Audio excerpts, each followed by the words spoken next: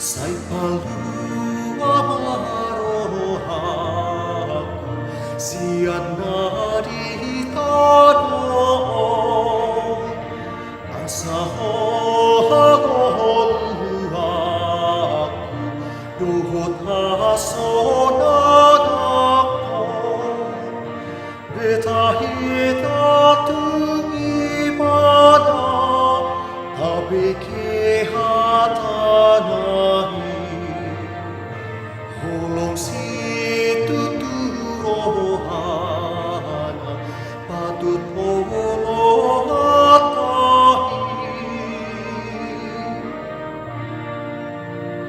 sakap ng paghidoata duhut natahimpe rodiha kapikirata dituhata masude kapararat mahatana tunasopor seahi atik sautope mahatame akana mancuahi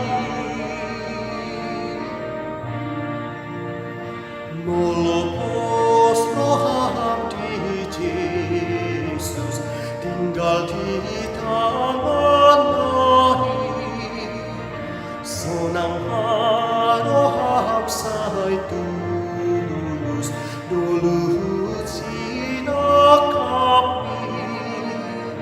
jadi sai toki hononna homo setus surgoi gabenya saukasana dohot omane adi.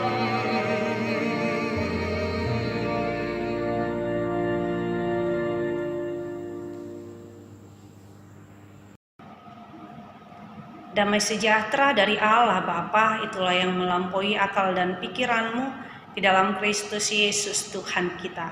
Amin. Saudara yang dikasihi dalam nama Yesus Kristus, firman Tuhan buat kita di penghujung minggu hari ini yang tertulis dalam kitab Yesaya pasal 2 ayat 11. Saya akan bacakan buat kita semuanya. Manusia yang sombong akan direndahkan, dan orang yang angkuh akan ditundukkan, dan hanya Tuhan sajalah yang maha tinggi pada hari itu. Demikianlah firman Tuhan.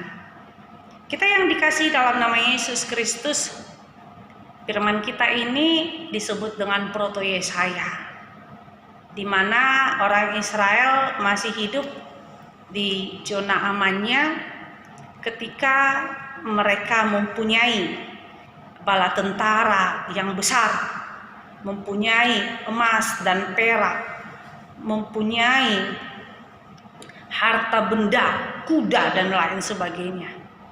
Mereka bangga dengan itu. Karena kebanggaan mereka punya segala-galanya, politiknya dengan negara-negara yang lain. Mereka lupa kepada Tuhan. Mereka menjadi sombong, mereka menjadi angkuh. Karena itu firman Tuhan mengatakan kepada mereka, manusia yang sombong, manusia yang angkuh akan direndahkan. Karena apa? Ketika kita sombong, ketika kita angkuh, berarti kita tidak mau merendahkan hati kita kepada Tuhan. Kita tidak mau mengandalkan Tuhan di dalam hidup kita. Karena itu kita merasa adalah orang yang the best. Kita merasa adalah orang yang segala sesuatunya saya bisa lakukan, sehingga Tuhan atau orang lain atau saudara kita itu nggak penting. Kan saya bisa, ngapain saya harus berhubungan dengan saudara saya? Atau bahkan sombong juga bisa kita melupakan orang tua kita dengan mengatakan, ya Karena sayanya semuanya itu. Karena sayanya bisa bawa mama saya jalan-jalan dan lain sebagainya. Hal yang tidak disukai oleh Allah adalah kesombongan. Karena apa? Orang sombong itu merasa dirinya paling pintar, merasa dirinya paling hebat. Tetapi ada ahli mengatakan sebenarnya orang sombong itu ada hal yang down atau hal yang rendah di dalam hidupnya. Apa hal yang rendah di dalam hidupnya? Adalah cepat tersinggung, cepat marah. Karena apa? Karena tidak diterima pendapatnya. Karena itu kita yang dikasihi dalam nama Yesus Kristus, bagaimana Yesus Kristus ajarkan kepada kita adalah menjadi orang yang humble, rendah hati. Itu yang Yesus Kristus lakukan. Dia anak Allah datang ke dunia ini. Dia datang untuk melayani, bukan untuk dilayani. Dia datang ke setiap sudut-sudut dengan mengangkat atau bersentuhan tangan dengan orang sakit, bersentuhan dengan tangan para miskin, para janda-janda. Karena itulah Paulus katakan dalam 1 Korintus 13 ayat 4, kasih itu sabar, kasih itu murah hati, ia tidak cemburu, ia tidak memegahkan diri dan tidak sombong. Itulah yang diajarkan Yesus Kristus kepada kita, bahwa orang Kristen itu harus hidup dengan kasih, rendah hati. Karena apa? Ingat firman Tuhan, akan direndahkan, akan ditundukkan. Bahkan jikalau kita mau baca ayat 17, katakan manusia yang sombong akan ditundukkan dan orang yang angkuh akan direndahkan. Hanya Tuhan sajalah yang maha tinggi pada hari itu. Artinya Allah akan menghukum, bahkan membuang mereka karena kesombongannya. Karena itu kita yang dikasihi dalam nama Yesus Kristus, kita juga bisa katakan kesombongan itu bisa karena sombong rohani, menganggap bahwa apa yang dia lakukan itu, apa yang dia iman itu, sehingga dia merasa tertutup dan tidak mau menaruh kasih terhadap orang lain. Bisa juga sombong karena kedudukannya. Bisa juga sombong seperti yang saya bilang tadi karena pikiran, kepintaran. Dia sombong. Tapi firman Tuhan yang dikasihi dalam nama Yesus Kristus, Tuhan tidak pernah pakai orang yang pintar.